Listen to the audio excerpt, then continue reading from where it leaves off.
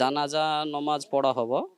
ତାଙ୍କର ଯେଉଁ ନମାଜ ତାଙ୍କ ପାଇଁ ଆମର ଜାନାଜା ନମାଜରେ ଯେତେ ଲୋକ ଥିବ ସବୁ ଲୋକ ସାଥିରେ ଯାଇକିରି ମାନେ ଇଏ ମାଟି ଦେବା ପାଇଁ ଯିବ। ସେଠି ସବୁ ଯାଇକିରି କାଫନ ହେଇସାରିଲାନି, ଗାଧେଇବା ସବୁ କିଛି କାମ ସାରିଲାନି, ଖାଲି ଜାନାଜା ନମାଜ ପଢ଼େଇକି ଆମେ ନେଇଯିବୁ। ନେଇ ଯାଇକିରି କବ୍ରସ୍ତାନରେ, ଆମର କବ୍ରସ୍ତାନ ଅଛି, କବ୍ରସ୍ତାନରେ ନେଇ ଯାଇକିରି ଦାଫନ କରିବୁ।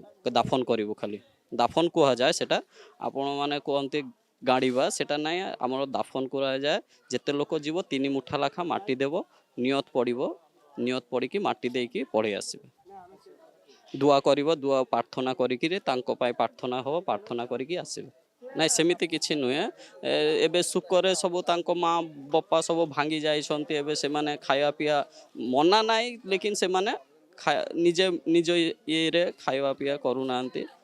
ତାଙ୍କୁ ଆମେ ଆମର ତାଙ୍କେ ବୁଝେଇକି ତାଙ୍କୁ ଖୁଆଇବୁ, କିଛି ଅସୁବିଧା ନାହିଁ। ଜାନାଜା ନମାଜ ପଢ଼ା ହେବ।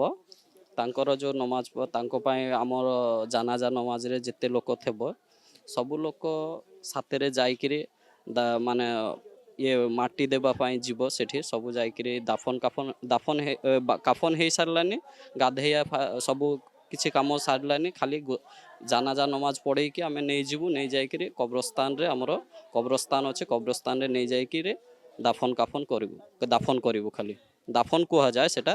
ଆପଣମାନେ କୁହନ୍ତି ଗାଡ଼ିବା, ସେଟା ନାହିଁ। ଆମର ଦାଫନ କରାଯାଏ। ଯେତେ ଲୋକ ଯିବ 3 ମୁଠା ଲେଖା ମାଟି ଦେବ, ନିୟତ ପଡ଼ିବ। ନିୟତ ପଡ଼ିକି ମାଟି ଦେଇକି ପଳେଇ ଆସିବେ।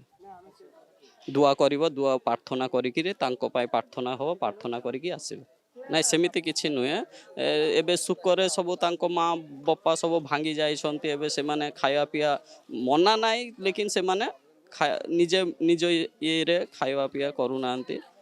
ତାଙ୍କୁ ଆମେ ଆମର ତାଙ୍କେ ବୁଝେଇକି ତାଙ୍କୁ ଖୁଆଇବୁ, କିଛି ଅସୁବିଧା ନାହିଁ।